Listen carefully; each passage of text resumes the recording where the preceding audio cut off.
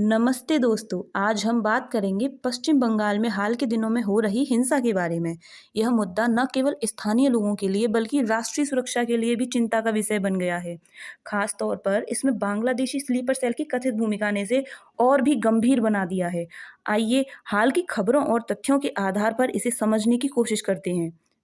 पिछले कुछ दिनों से बंगाल के मुर्शिदाबाद जिले में वक्फ बिल के खिलाफ विरोध प्रदर्शन और हिंसक हो गए, क्योंकि 11 अप्रैल 2025 को शुरू हुई ये हिंसा अब तक कम से कम 3 लोगों की मौत हो चुकी है, जिसमें एक पिता पुत्र की जोड़ी को जफराबाद में भीड़ ने चाकू मारकर हत्या कर दी और एक व्यक्ति की गोली लगने से हत्या हो गई।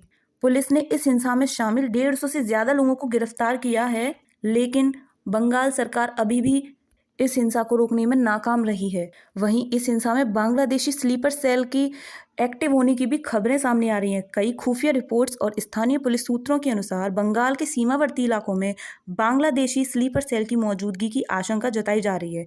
स्लीपर सेल ऐसे व्यक्ति समूह हैं जो सामान्य नागरिकों की तरह रहते हैं, लेकिन विशेष परिस्थितियों में हिंसा या अस्थिरता फैलाने के लिए सक्रिय हो सकते हैं। हाल ही में मार्च 2025 में मालदा जिले के मोठाबारी में हुई हिंसा के बाद पुलिस ने अवैध घुसपैठिए की जांच तेज की थी।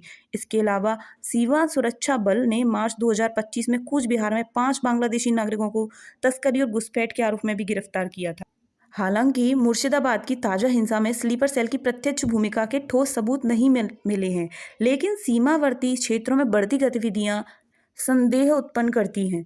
वैसे इन हिंसक घटनाओं के पीछे और भी कई कारण हो सकते हैं, जैसे वक्फ बिल को लेकर गलत सूचनाएं जो प्रसारित कर दी गई हैं, सामाजिक ध्रुवीकरण और राजनीतिक तनाव। कलकत्ता हाई कोर्ट ने 12 अप्रैल 2025 को मुर्शिदाबाद में केंद्रीय बलों की तैनाती का आदेश दे दिया, क्योंकि कोर्ट ने कहा कि हम हिंसा और बर्बरता की खबरों पर आंखें मूंदे नहीं रह सकते। इस हिंसा का असर आम लोगों पर भी पड़ रहा है।